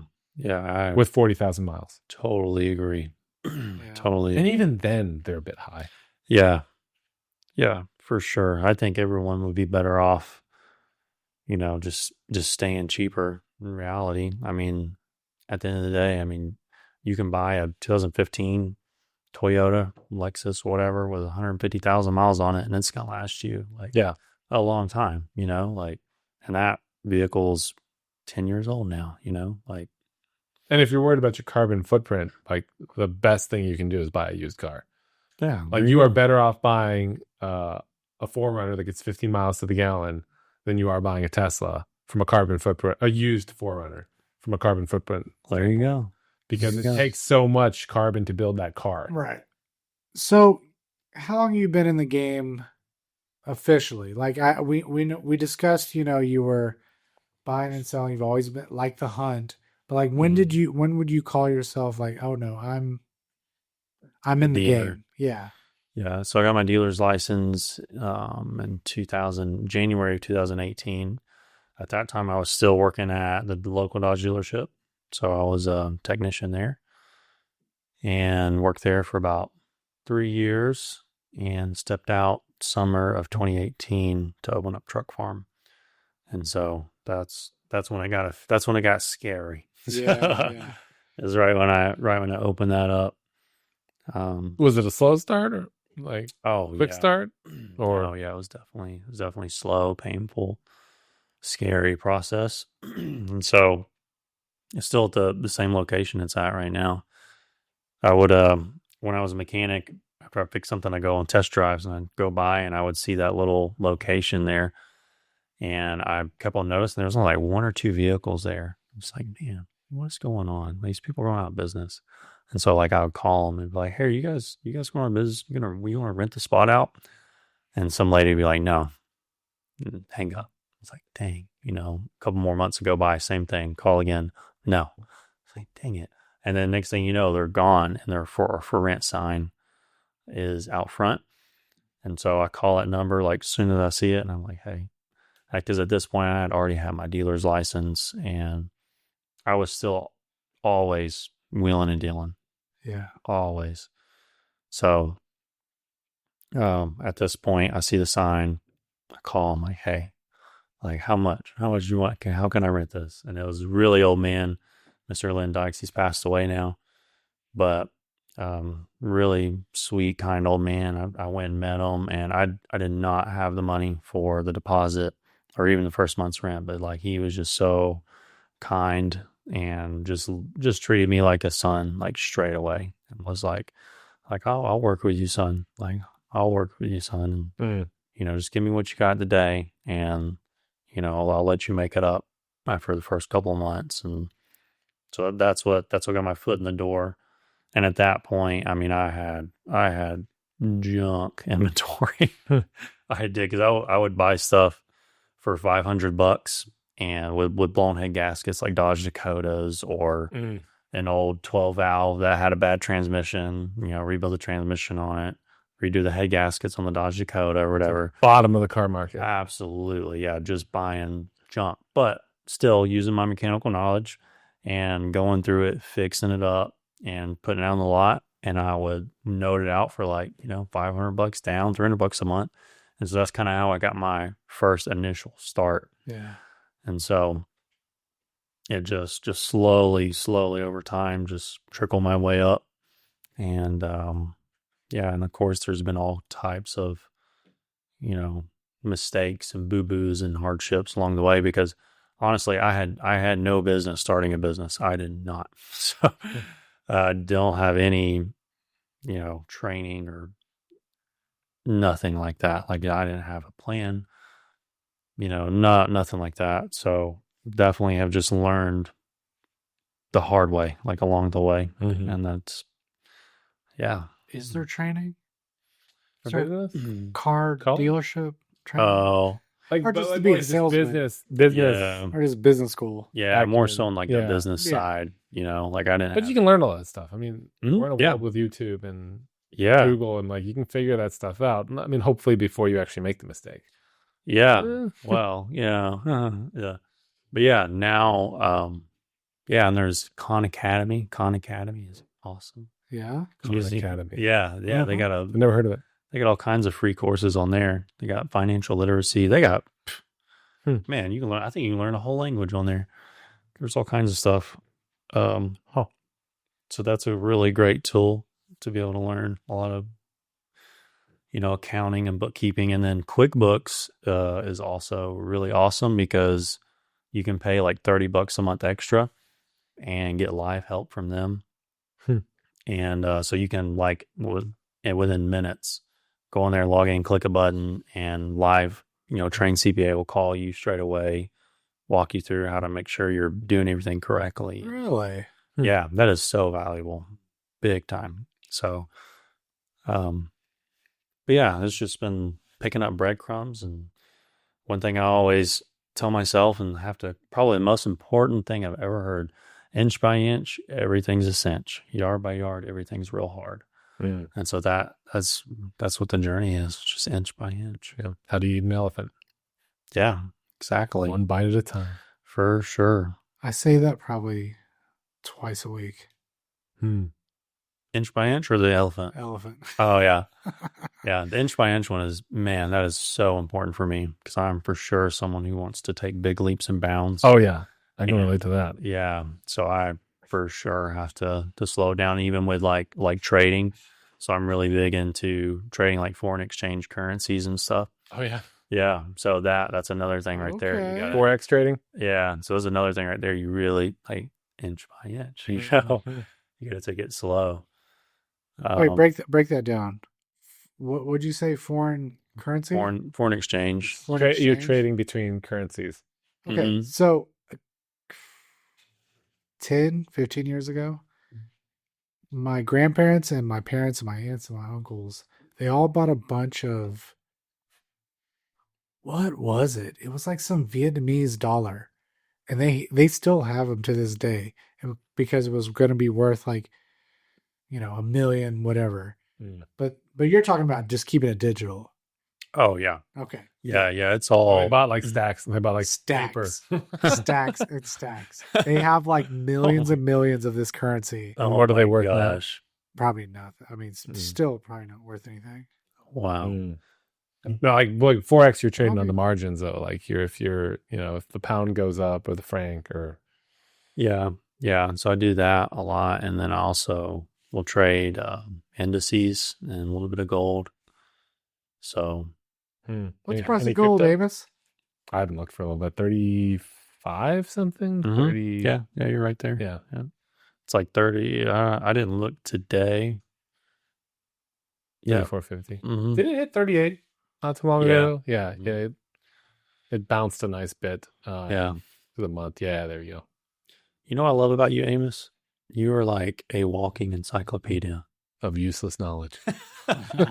Like when we were on the bus on the way to the Astros game, that fact about the circumference of the Earth. Yeah. And you're just like, oh yeah, it's blah. I'm like, I was off by a couple miles. I'm like, who is this guy? Who remembers that? I don't know.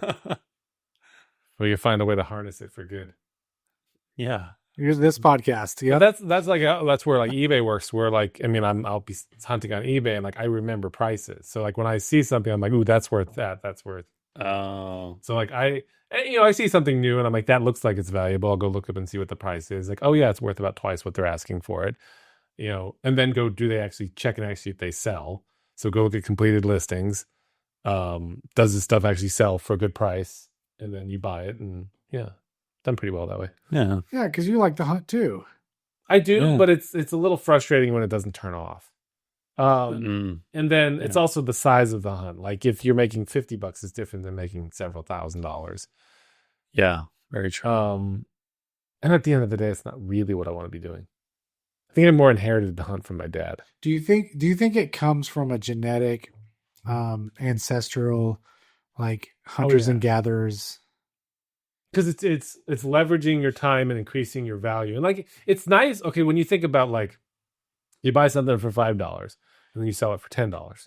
And then you buy a thing for $10 and you sell it for $20 or $30, or you buy two things for two $5 things, and you keep rolling the money. Like your $5 then becomes worth thousands of dollars over time if you do it properly. Yeah. So it's cool. I'm over there already eating my elephant before I can roll it into But there's another also job. something peaceful about the 9 to 5 where like the paycheck's there, it's coming, like you don't have to worry about it as long as you maintain your job. Whereas doing it like the hunting way, it's like, ooh, where's that next meal around the corner? Like, am I gonna find that next meal? Yeah. Like, Yeah. you face that stress at all? I used to, for sure. Big time. Yeah, I used to, for sure. But What I don't know. changed? I would say so probably about at the very beginning of this year, because last year was crazy tough and very scary and lots of fear and all that good stuff. And so went through big time valley last year, right? And at the very beginning of this year, I knew Garth last year, like through business. I had helped him put something on. I helped him put a lift gate on his box truck, I think, and then like transport it down here from him, and then later on bought it from him like years later. And so I knew his brother Will, and I knew Garth, and I remember initially meeting Garth and just being like, and I guess impressed basically with him. And just being like, I remember walking into his office and like seeing like the big picture of Jesus and like seeing his business cards and all that, and he's got like an MBA and all that stuff, and I'm like, dang, like maybe this guy I can learn from. And so I just kind of always kept that in the back of my mind. And went through last year, it was really tough. And so right at the very end of last year, 2024, I texted Garth one day. I was like, hey man, I'd love to get to know you and just get lunch one day. And he was like, texted back straight away, just being Garth. And it's like, yeah, sure, absolutely. Like, where do you want to meet? And so we met up one day. And at this point, I did not know that, like how God speaks to us. Like I did not know. Like I was raised very Southern Baptist. And so I went and met with him. And I remember he gets like these sweet and low packets out on the table. And I was telling him about all the chaos in my life going on and all the fear, right? And he gets these little sweet and low packets, puts them out on the table, and starts telling me about how to take your thoughts captive, and start sharing stories about how the Lord's spoken with him and like all this stuff. And so at this point, I'm just like, just like, what in the heck? Like, is this guy crazy? Like, Yes. I was like, I was literally like thinking like, is this guy I was like, but I was like kind of measuring him up. I was like, but I know this guy's like he's a business owner. Like he's highly intelligent and all these things. And like, he's not lying. So like, he truly believes this. So like, what is going on here? Like, does like the Lord actually speak to him? Like, what is, cause all that year, like I was struggling with, like I was begging like, God, like speak to me, like show me things and like all stuff. And, and I didn't recognize it. I didn't know it.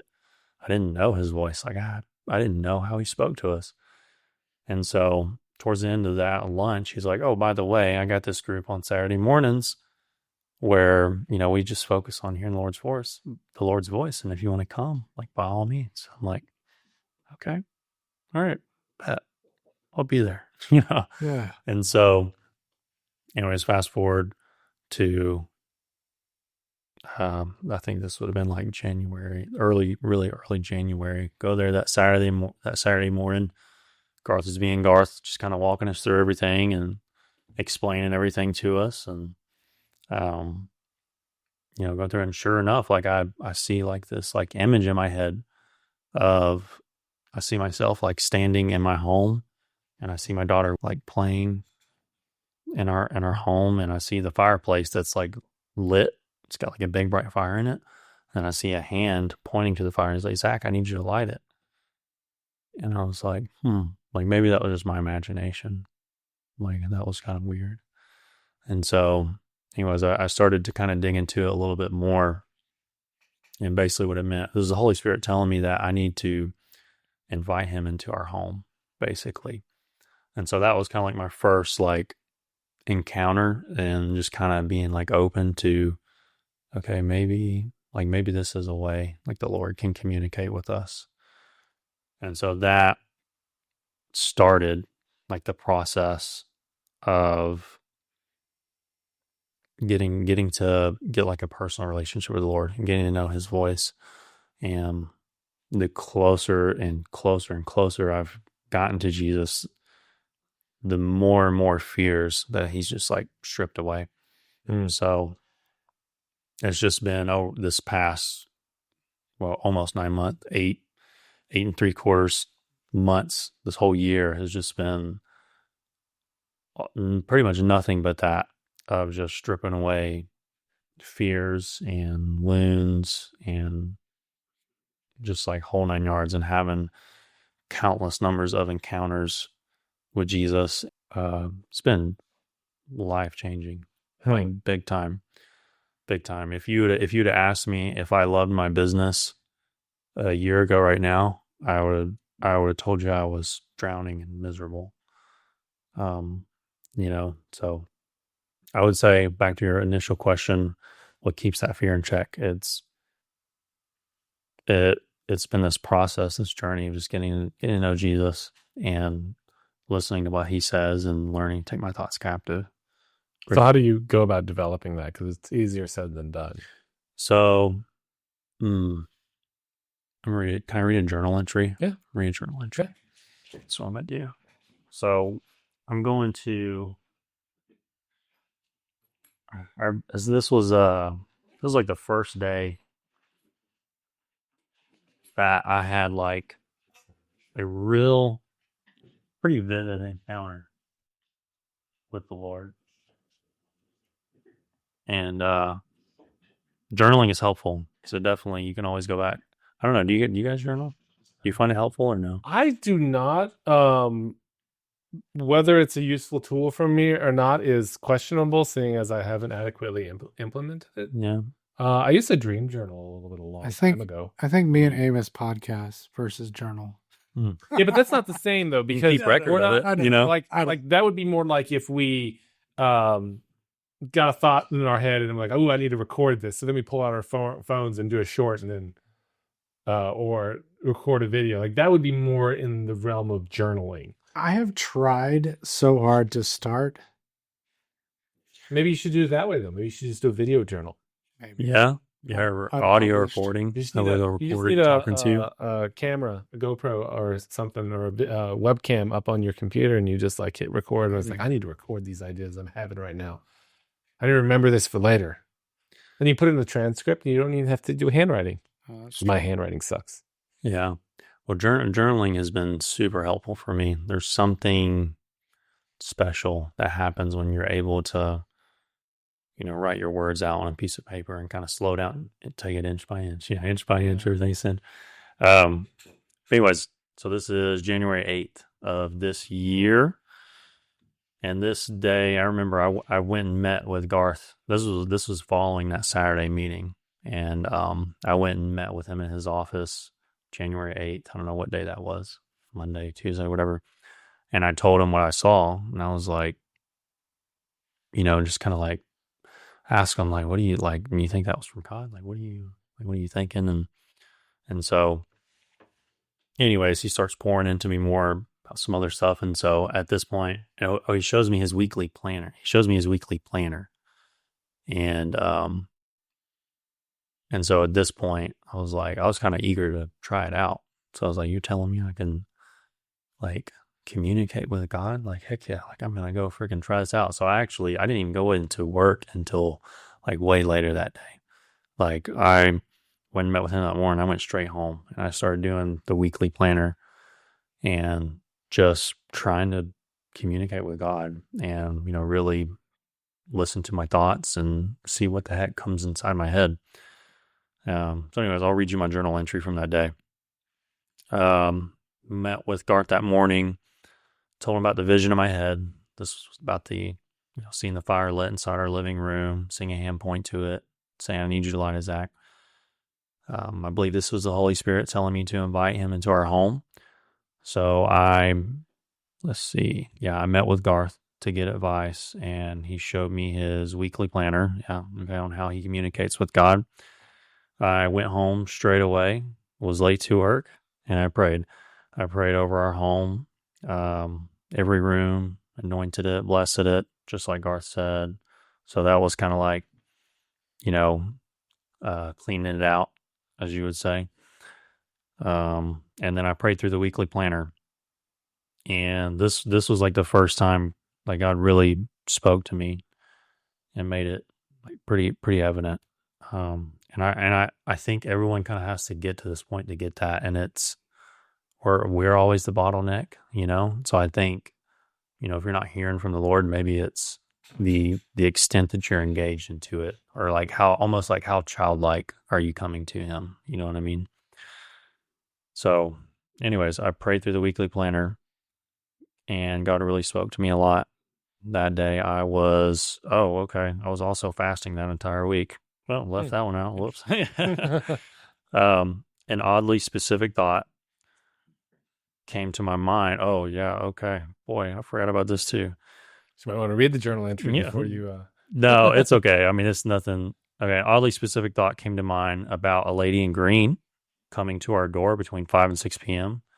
That Thursday, and basically that she would be like a really good friend or like a mentor to my wife Caroline. And so and that somehow, some right at friggin' right at friggin' 6 o'clock that Thursday, some lady in green came to our door to pick up something Caroline had put on Facebook. Yeah. They're not friends yet, like they don't know each other, but I have kept her on Facebook just because I'm very like intrigued, like to see if they will become friends in the future. Like it's just, yeah. Anyways, irrelevant maybe, but anyways, that happened. Let's see here.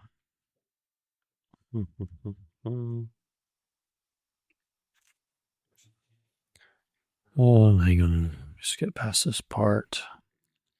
It's part of the juicy stuff. Yeah. Well, no, it's just all talking about this lady in green. Oh, yeah, and how I looked her up on Facebook, and like everything on her profile was green. Like she has so many pictures of plants and stuff. It was weird. Okay, what I saw and felt while doing my weekly planner. Okay, so have you guys ever been to the there's a bridge in Austin. There's a bridge in Austin where there's like a Congaree Bridge or something in Austin, downtown Austin, where there's like a ton of bats that live underneath it, and you can go there during sunset and just watch an endless amount of bats like fly out from it. It's Congaree Bridge, I believe. Congress Avenue. That's it. Congress Avenue. So me and Caroline were there one weekend. I think I was buying some inventory. And, me and her went underneath that bridge, and we were just, kind of all seeing all the bats flying out, like from places you cannot see them, like just endless amounts of bats. And so Holy Spirit ended up using that memory to speak to me right here. So basically what he told me is he took me back to that place, and this is in my mind's eye. So I guess my imagination is the easiest way I can describe that. So, he took me back to that bridge, like underneath it, and like he like pointed out, and this was Jesus, like he pointed up to the bridge and all the bats and stuff, and he said that the amount of blessings that he had for me and my family, that was infinite, and basically he would bless us like the blessings would be like how the bats are like coming out of nowhere, like underneath that bridge, like the blessings would like be the same way for us and my family. That the amount of blessings he had for me and my family was infinite. During prayer, I asked the question, Jesus, what would you like to do for my family? Okay, I should have skipped pretty quickly. The memory of Caroline and I at the bridge in Austin with the bats came to mind. While we were there, I watched in amazement as the bats were pouring out of the bridge underneath from a place I couldn't see. They never stopped pouring out. They were flying out from nowhere, it seemed, and they never stopped. the Holy Spirit used this memory to tell me this is how many blessings will be for you and your family. They will come out of nowhere and they will never stop. They will be infinite. So yeah, I should have just read this. This was happening in my mind's eye. I'm not sure what else to call it, but it seems to be an effective way to communicate with Jesus through the power of the Holy Spirit. There are simply images, words, or thoughts or verses that come to mind when I ask Jesus certain questions.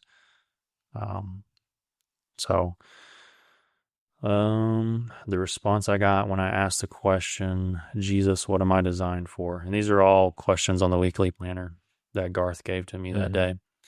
The response I got from this question was very overwhelming and powerful.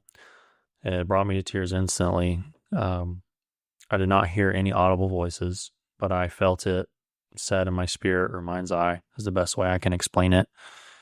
But the response I felt was, you were designed to be an example of God's grace and wonderful blessings, like a light on a hill.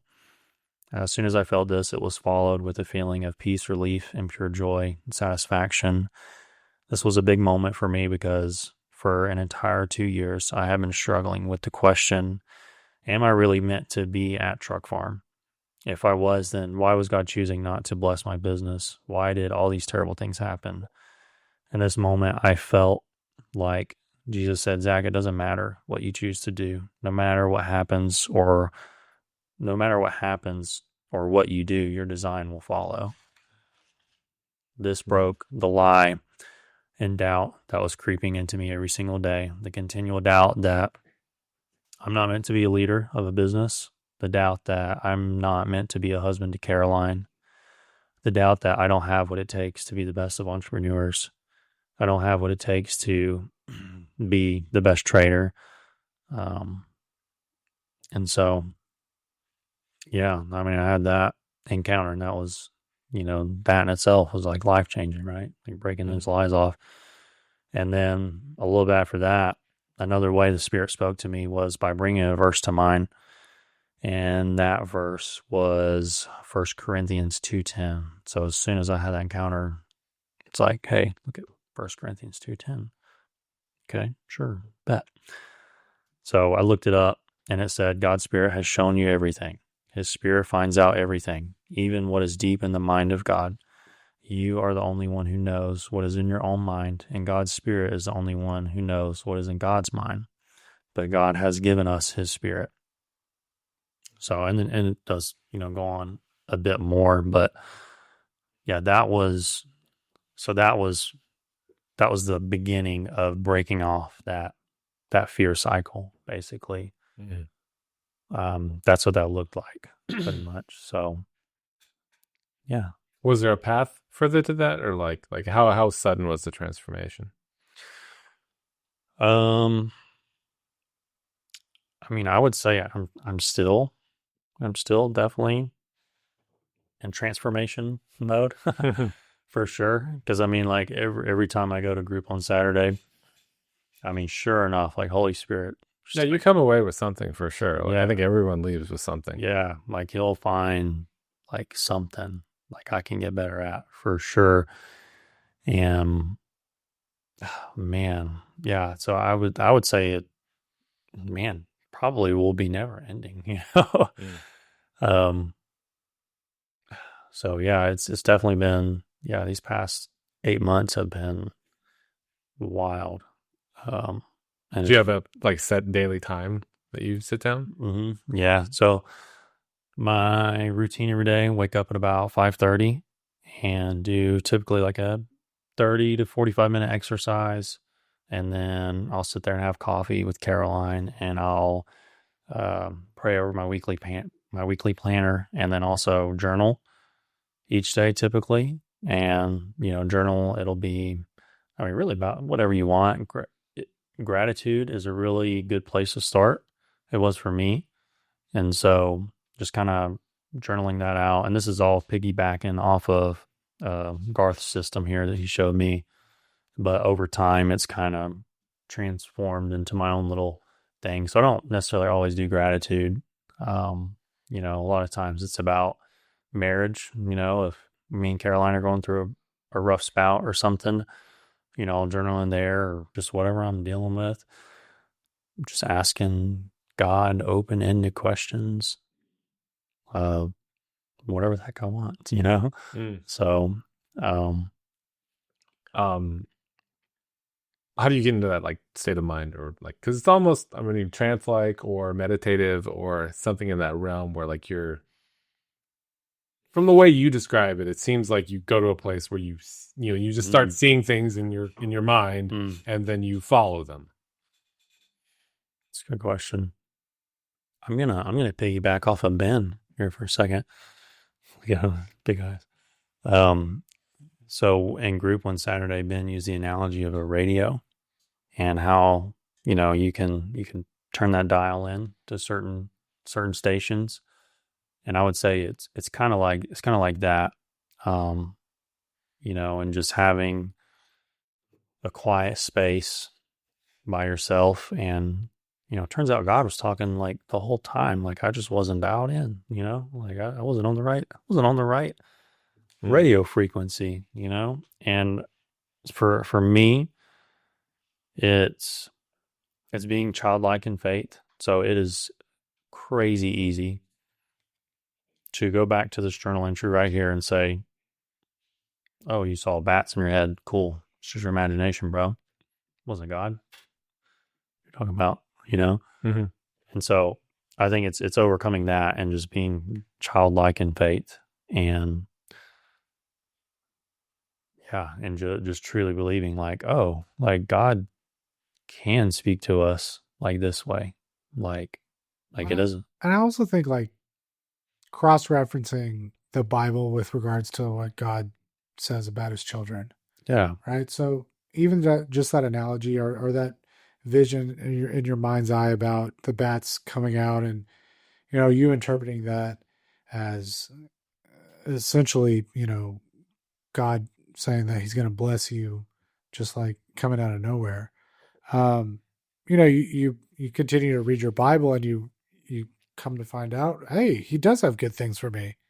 He has good intentions for his children. That's really awesome that you're definitely diligent enough to sit down and record and to keep an open mind, right, to what God is doing for you. Because as I can imagine, like as things happen in your life and you go back and you continue to reflect, you can check it off and be like, oh yeah, all right, God, yeah, you did do that. Yeah. Yeah. Oh, that's crazy. We bought a car with a bat on it. That was a steal. You just never know. Mm-hmm. One thing that's been really so. Once again, anyways, I'm not a journaler, but I did was given the Living Fearless by Jamie Winship workbook. Oh yeah. And I have found that I'm more inclined with regards to taking intentional steps and then working through like just quick little like answering quick little prompts versus just a whole covering multiple pages of thoughts and experiences. And highly recommend. I'm only like 2 days into the Living Fearless workbook, because I'm just not that disciplined and diligent, I guess. I'm not exactly sure where I'm at with it. But what I have experienced so far has been pretty amazing, especially with regards to the fear aspect. Yeah. Just like relinquishing any of that fear, and just saying, all right, Lord, just being open and honest. Yeah. Right? Having an open, honest conversation with God to say, not putting on, even if you're by yourself, not putting on any pretenses, but being open and honest with what truly is your concerns, and just leaving it there. Yeah. And just saying, I don't know what you want me to do with this. My room's messy. Room being my heart. Yeah. Clean up your room. Yeah. But I need help organizing it. Yeah. Just kind of being Being really, really honest. Yeah. And getting to that place where, yeah, I hope that, and maybe I do need to start doing a more of an audio and then transcribing that to solidify and really document, because definitely I've heard from God in the past and continue to hear from God, um, but there is something about referring back to it in times of trouble, maybe in times of doubt, that I need to get better at. Yeah. Mm. Yeah. I mean, you can even use it in your daily, like day-to-day activities too. Like something that's really fun that I've been playing with lately is whenever you meet someone new, like for instance, I'm looking for a new technician at Truck Farm. And so this has been pretty cool is, whenever I meet this person that I'm interviewing, you can ask the question like, God, what motivates them? What drives them? And like a lot of times, like I'll hear something. Sometimes it's lust, like sometimes it's love, sometimes it's freedom.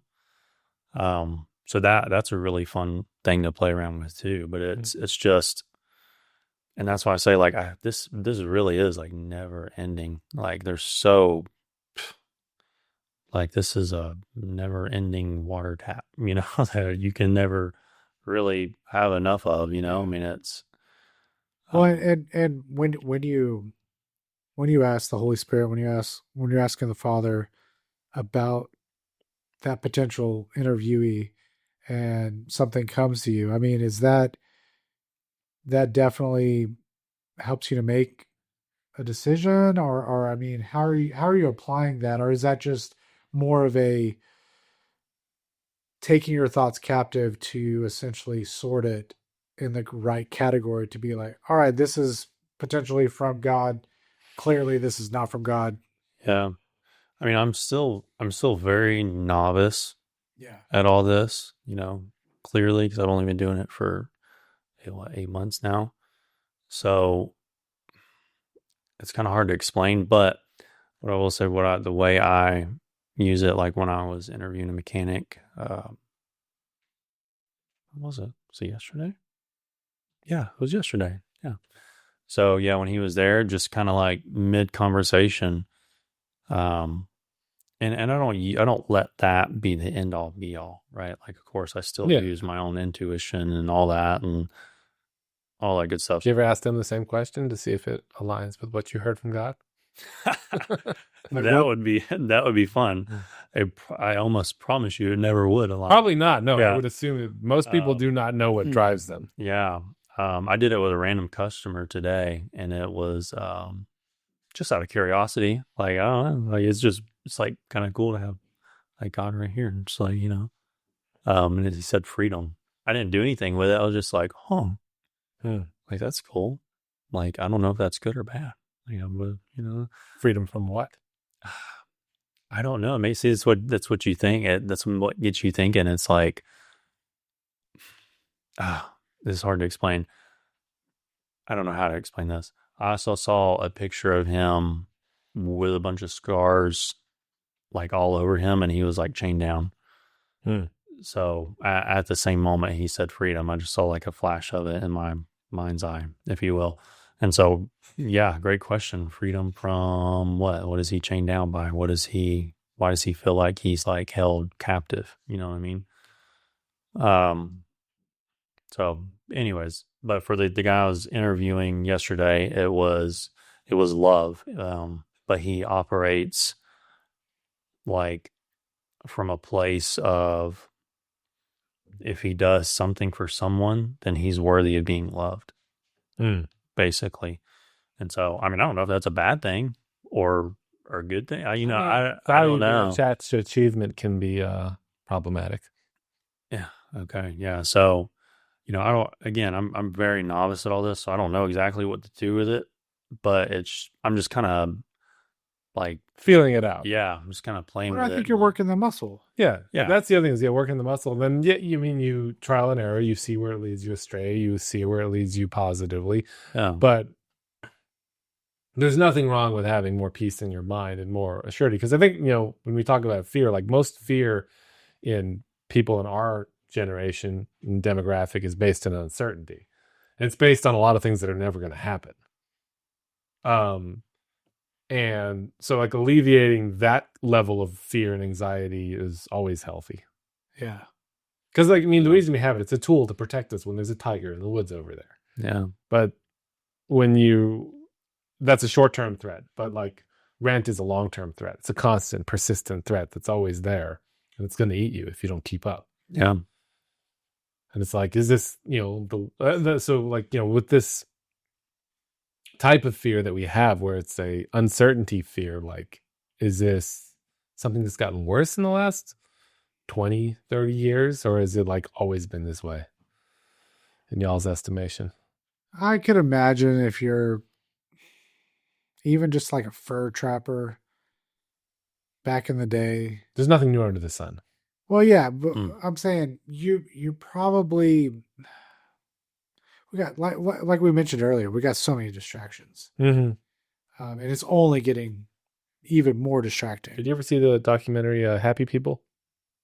I don't know. Warner Herzog. It was about these people in Siberia. Somewhere like cold Russia. Happiest people on the planet. Yeah, they're happy people, and they live these like really grueling, hard lives where you're trappers in Russia half the year. It's frozen solid. Yeah. But they're happy because they don't have all this other bullshit. Right. No, you're exactly right. It's cool. So I think as a Christian in America, you have to be so much more intentional with closing out the distractions, right? Yeah. Because you can get just swept away week by week.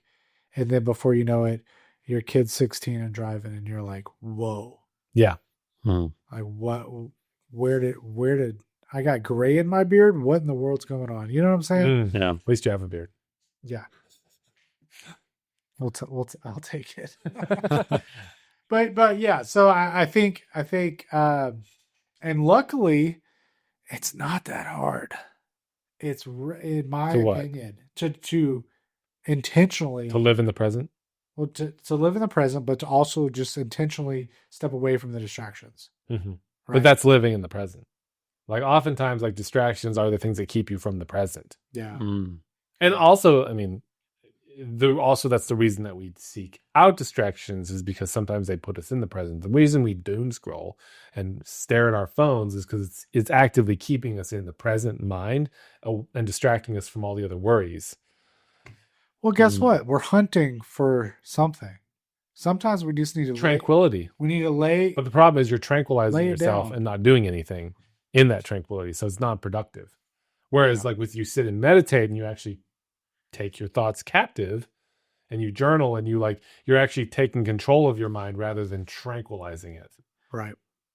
It's a hard thing to think about nothing. Yeah. Yeah, definitely is an exercise for sure. Well, and I like someone had recently said meditation, in the secular sense, has always been about emptying your mind to think of nothing, versus meditation from the more of a Christian standpoint is to fill your mind with God. Yeah. To really focus and separate all distractions and just focus, even as you're reading your Bible, just going back and forth and just, all right, Lord, and have it. And like Zach was mentioning, just utilizing that muscle back and forth, and forth. And then eventually it becomes old habit, and God is going to continue to talk with you and speak with you and work through your life. God becomes old hat. I wouldn't say old hat. I don't mean that derogatorily. I like the term old hat. Yeah. Because it's familiar. It's worn in. It's part of you. It's like and if you don't have it, you're missing a part of you. I always like I don't take it as a derogatory term. No. That old man, I don't like that one.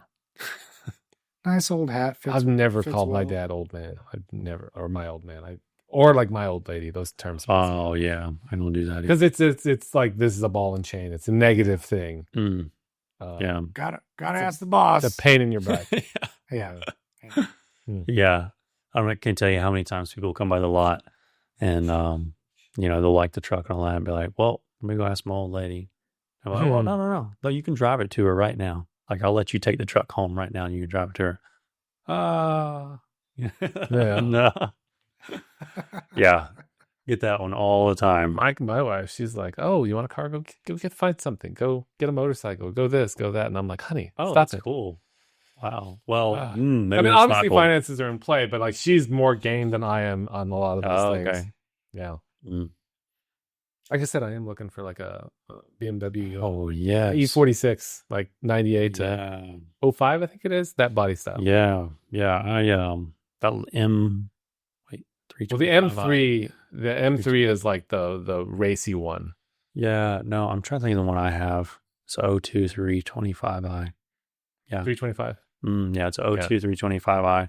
4-door, 2-door. This one is the 4-door sedan, I believe. It's got the inline six. Anyways, I'm gonna get that thing ready soon. Just wait on the transmission to come in, and once I do, I'll let you test drive that thing. There See you what go. you think. That'd be nice.